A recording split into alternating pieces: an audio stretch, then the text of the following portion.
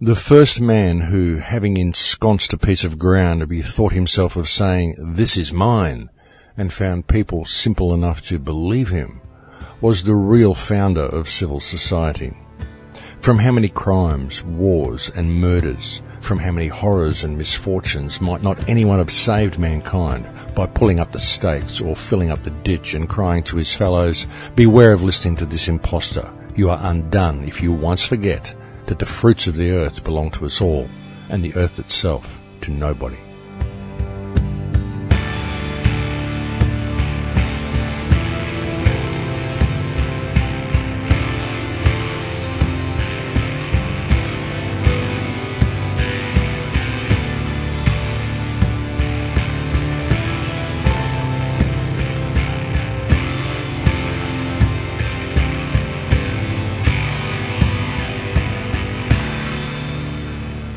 And this week's opening quote comes from Jean-Jacques Rousseau. Welcome to Surviving the Matrix. Ladies and gentlemen, my name is Maxwell Igan. It's a pleasure to be with you once again, and I will be your host for the next hour. Ownership, folks, the fraud of ownership. How many problems it has created. Look at all these wars we see across the planet because of the fraud of ownership, because people believe they can own a piece of the earth, even though they are simply a temporary inhabitant, only here for the maximum of a score or more decades, and still they believe they can own something that's been here for over 4.6 billion years and will continue to be here for another 100 billion. And that's true, folks. It will be here for at least another 100 billion years, regardless of what we do to it. It may not support human life for all that time, but it will still be here regardless of our actions. We're never going to destroy the earth, folks. What we will do is destroy the earth's ability to support us. And that won't really affect the earth that much at all. In fact, I would suggest that, judging by our current actions, if the earth can think about it, it would probably be very happy if we left the immediate area. But nonetheless, folks, most of the problems that we face in the world today are a direct result of us believing in the fraud of ownership. And that's what it is, folks. It's a complete and utter fraud. And of course, with the concept of ownership comes the concept of authority. They really do go hand in hand, and that's a clincher, that one, isn't it? Authority. The concept that one person has a power over another person because of their perceived ownership of a piece of something they can't possibly own, namely the earth. Of course, that's not the only type of authority that there is, but the concept of authority is just as bizarre, really, when one looks at it, as the concept of ownership, because both are actually a complete and utter fraud. Both are simply programs that have been instilled into the minds of people. And really, folks, when you look at it and you look at the control grid and you look at the people who are running the control grid, what we have here is the concept of ownership taken to a megalomaniacal degree, where we have a small group of people who actually believe they own the rest of the world. They think that because they've tricked the rest of the world into going along with their financial system, and they've pulled the strings and puppeteered the whole situation to be what it is, that everybody beneath them is just stupid, and it doesn't matter what they do to them, they're just there as playthings and toys and chess pieces and factions to play off against each other. And they basically view the earth as their own little sandpit that they can just play in, and they can just sacrifice the inhabitants and do what they want and just have a jolly good time. And that's kind of what we have, folks. We have a small group of people who believe that everybody else is just too stupid to know really what to do with their time, or what to do with the earth, or what to do with their time if they weren't given things to do, like run on the treadmill for ever and ever and live within an entirely manufactured sea of self-generating debt. And so that's what they provide for everybody. And of course, Lord knows, if they allowed people the freedom to think and to be themselves and to reach their fullest potential, then they might actually figure out that they're being controlled. And these people may not actually have control.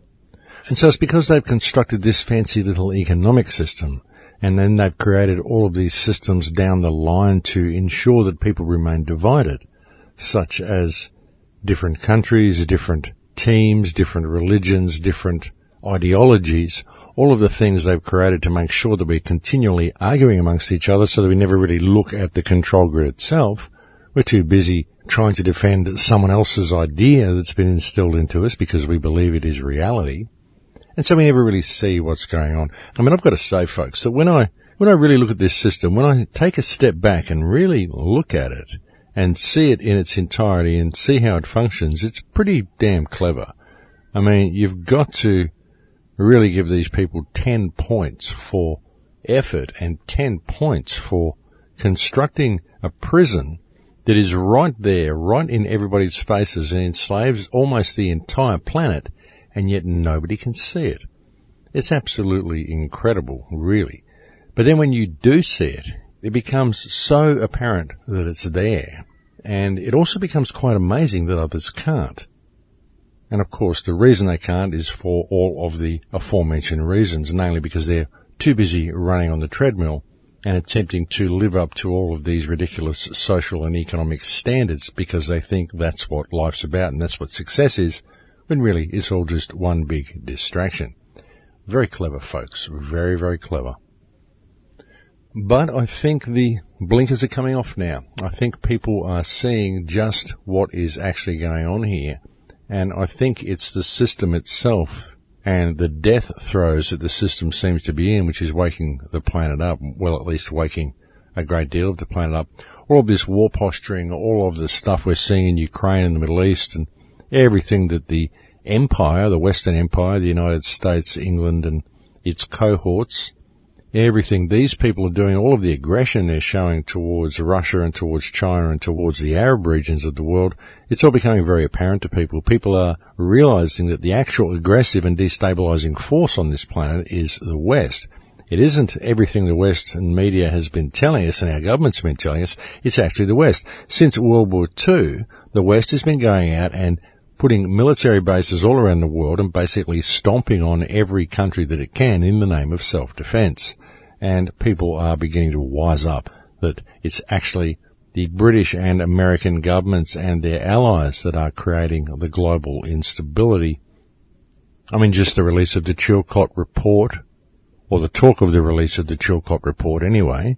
They're talking about delaying its release until months down the track, but the findings of the report have suggested that Tony Blair faced charges for war crimes, and of course he should. And this is a good start. This is showing that the Iraqi war was a war crime, and it was a war crime. It was a war crime from the ground up. It's not a case of bad intelligence or misunderstood intelligence or making a mistake or anything like that. It was built on a lie from the ground up, and it was a war crime from day one, and every person who has been killed in the Iraq war is not really a casualty of war and should not be seen as a casualty of a war, or not a legitimate war anyway. What they should be seen as is people who have been murdered in the despicable crime that was the invasion of a sovereign nation, namely Iraq, by the coalition of the criminally insane, namely the United States, England, and its allies, the coalition who participated in that illegal and grossly manufactured war. And that's what it was, folks. It was so manufactured. I mean, for God's sake, there was one point where we had the Australian and Canadian Prime Ministers delivering exactly the same speech to their people in order to coerce them into going along with the ridiculous invasion they were about to undertake, the ridiculous and illegal invasion they were about to undertake. No doubt this speech was handed to these two countries by the Blair government. And so that's what we're seeing, folks. We're seeing all of this stuff coming to a head now, and it's all becoming public knowledge, because I think there are many people within politics who are also stepping back and looking at this and saying, well, hang on, things are just getting crazy. Everything's getting out of control. And what the Western governments are doing at the moment, the Obama administration, the Cameron administration, the Abbott administration, and the Harper administration, is they are all pushing for World War III. And let's not, of course, leave Israel out of that little group of warmongers as well. As we all know, that's where a lot of the major pushing was started to begin with, because Israel has been screaming out for the West to go and wipe out the Arabs for them for many, many years. But now at last people are beginning to see all of this. They're beginning to see that they've been lied to on so many fronts. They've been lied to about the reason for all of these wars. They've been lied to about 9/11. They've been lied to about everything.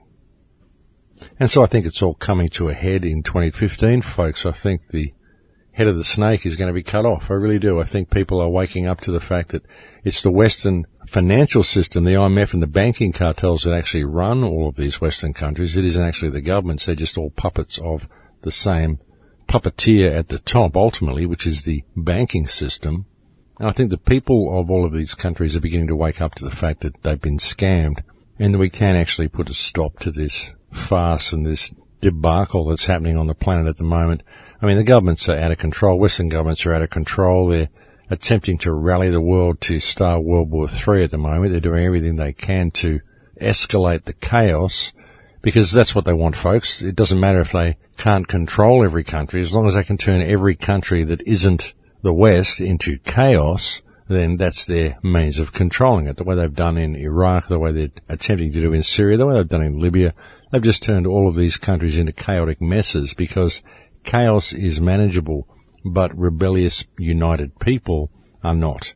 And that's mainly what this whole war on terror has been about, just going out and squashing any type of united government or any government that may have any power, any people that may be united in any way, stirring up sectarian hatred and sectarian violence and just balkanizing as much of the world as they can through sectarian hatred and different factions that end up fighting against each other and doing the banking cartel's work for them. And that really has been one of the main purposes of the war on terror. It hasn't been to go out and defeat any terrorists or anything. It's been to go out and destabilize as much of the world as they can and to lock down the citizens of the Western world at the same time under the pretext of keeping them safe. In fact, the war on terror has created far more terrorists than it has possibly exterminated, as we've even seen from Obama's illegal drone strikes and the mass murder he's been carrying out in Pakistan.